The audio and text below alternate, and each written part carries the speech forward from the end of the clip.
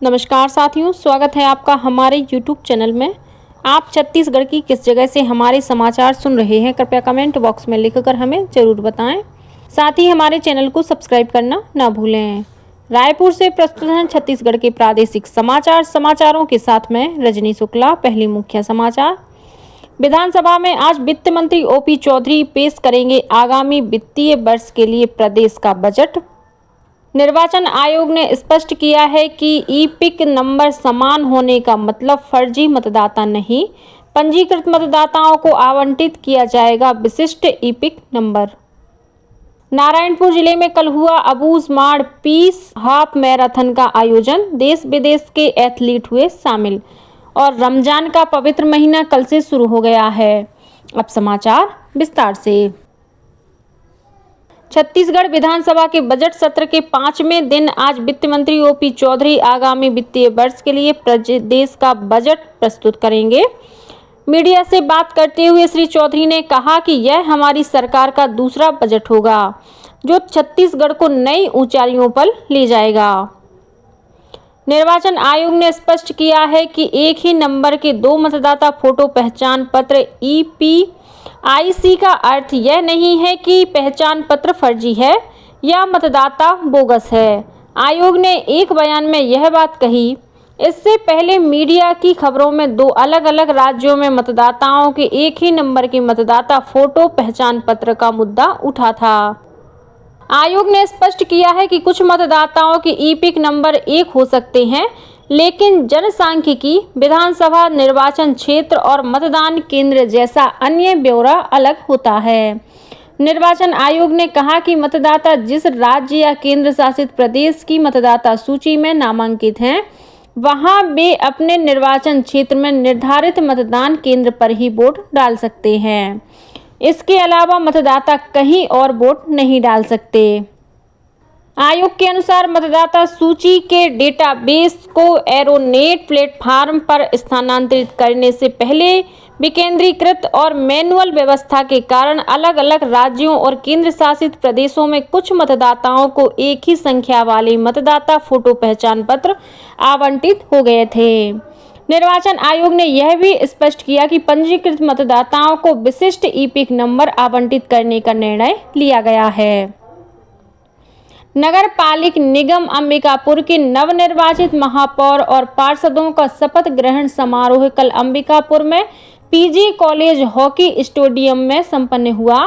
मुख्यमंत्री विष्णुदेव साय और विधानसभा अध्यक्ष डॉक्टर रमन सिंह की उपस्थिति में कलेक्टर विलास भोसकर ने महापौर मंजूषा भगत और पार्षदों को 8-8 के समूह में शपथ दिलाई। विश्व ऑडियो विजुअल और मनोरंजन शिखर सम्मेलन वेब्स 1 से 4 मई तक मुंबई में आयोजित किया जाएगा। भारत पहली बार इस तरह के सम्मेलन की मेजबानी करेगा। इस सम्मेलन के पहले देश भर में रचनात्मक प्रतिभाओं को सामने लाने के लिए अनेक आयोजन किए जा रहे हैं। इसी कड़ी में वेब्स अब बैटल ऑफ द ब्रांड्स का ग्लोबल संस्करण प्रस्तुत कर रहा है। इससे युवा पीढ़ी को संगीत की समृद्ध सुंदरता और विविधता से अवगत कराया जाएगा। यह कार्यक्रम प्रतिभागी ब्रांड्स को अपनी प्रतिभा प्रदर्शित करने के लिए मंच प्रदान करता है। वेब्स एक अनूठा हब एंड स्पोक प्लेटफॉर्म है। यह आयोजन एक प्रमुख वैश्विक आयोजन है जिसका उद्देश्य विश्व स्तर के M&E उद्योग का ध्यान भारत की ओर आकर्षित करना और इसे भारतीय M&E क्षेत्र के साथ साथ इसकी प्रतिभाओं से जोड़ना है। बैटल ऑफ ब्रांड्स ग्लोबल में विविध संगीत प्रतिभाएं हिस्सा लेंगी। चुने गए शीर्ष 5 ग्लोबल बैंड प्रतिष्ठित वेब्स मंच पर शीर्ष 5 भारतीय ब्रांड्स के साथ प्रस्तुति देंगे, जिसमें वैश्विक और भारतीय संगीत का प्रदर्शन होगा। इस पहल का उद्देश्य भारत की संगीत परंपराओं को वैश्विक स्तर पर ऊंचा उठाना है। राज्य शासन ने मुंगेली जिले के ग्राम चकरभाटा को उप तहसील बनाने की घोषणा की है। इससे आसपास के 62 गांव के हजारों ग्रामीणों को प्रशासनिक सुविधाओं का लाभ मिलेगा। चकरभाटा उप तहसील के अंतर्गत 11 पटवारी हलकों के राजस्व कार्य संपादित होंगे। इसमें आरआई सर्किल टेमरी के 10 और मुंगेली ग्रामीण के 1 पटवारी हलके को शामिल किया गया है। उप तहसील बनने से अब ग्रामीणों को भू अधिकार पत्र, नामांतरण, विभाजन, खसरा खतौनी जैसे राजस्व कार्यों के लिए जिला मुख्यालय नहीं जाना पड़ेगा। गौरतलब है कि भारतीय किसान संघ जिला मुंगेली ने चकरभाटा को उप तहसील बनाने की मांग की थी। मुख्यमंत्री विष्णुदेव साय की अध्यक्षता में कल मंत्रालय में राज्य मंत्रिमंडल की बैठक हुई। इस बैठक में कई महत्वपूर्ण फैसले लिए गए। बैठक के बाद उप मुख्यमंत्री अरुण साव ने पत्रकार वार्ता में बताया कि बैठक में रजिस्ट्रीकरण अधिनियम में संशोधन किया गया। राज्य में औद्योगिक नीति को बढ़ावा देने के लिए वाणिज्य और उद्योग विभाग द्वारा छत्तीसगढ़ शासन भंडार क्रय अधिनियम में संशोधन के लिए प्रारूप का अनुमोदन किया गया। सुकमा जिले के गुंडराराज गुड़ेम मुठभेड़ में 1 मार्च को मारे गए माओवादियों की पहचान पामेड़ एरिया कमेटी के सक्रिय महिला माओवादी सोडी लिंगे एसीएम और पुरुष माओवादी पोड़ियाम हड़मा एसीएम कैडर के रूप में हुई। इन माओवादियों पर कुल 10 लाख रुपए का इनाम घोषित था। मुठभेड़ स्थल से 1 बीजीएल लांचर, 1 12 बोर राइफल सहित भारी मात्रा में विस्फोटक सामग्री, नक्सल साहित्य और अन्य दैनिक उपयोग का सामान बरामद किया गया है। बलरामपुर जिले के जल संसाधन विभाग में 8 करोड़ 87 लाख रुपए से अधिक के गबन के मामले में पुलिस ने फरार आरोपी योगेश्वर स्वरूप भटनागर को अंबिकापुर से गिरफ्तार कर लिया है।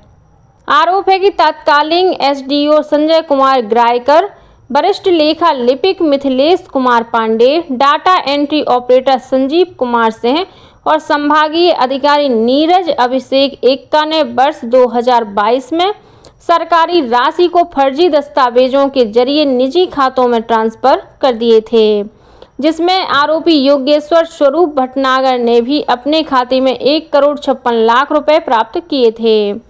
जांच के बाद आरोपी को गिरफ्तार कर पूछताछ की गई, जिसमें उसने गबन में शामिल होने की बात स्वीकार की।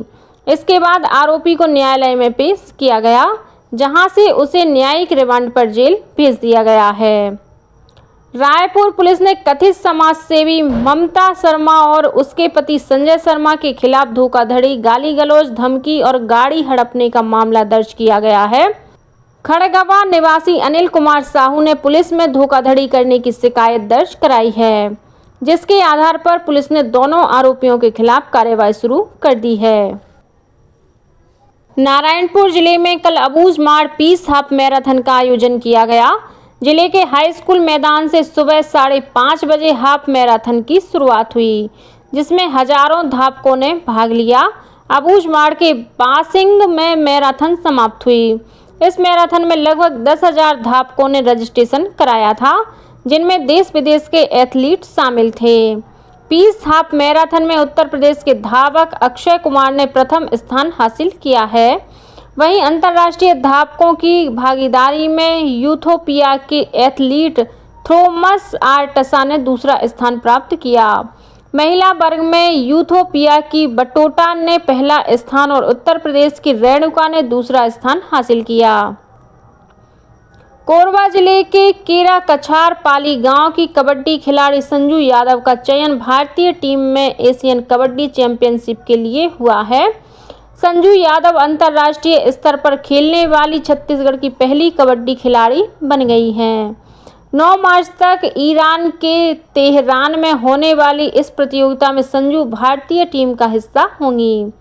मुख्यमंत्री विष्णुदेव साय ने संजू यादव को इस उपलब्धि पर बधाई और शुभकामनाएं दी हैं। रमजान का पवित्र महीना कल से शुरू हो गया है। बड़ी संख्या में लोग शनिवार को मस्जिदों में विशेष नमाज तरावीह अदा करने पहुंचे। रमजान इस्लामिक कैलेंडर का 9वां महीना है और महीने के अंत में ईद उल फितर मनाई जाती है। खाड़ी देशों में कल पवित्र माह रमजान का दूसरा रोजा हुआ। प्रधानमंत्री नरेंद्र मोदी ने रमजान शुरू होने पर लोगों को बधाई दी है। और अब पेश है मौसम का हाल।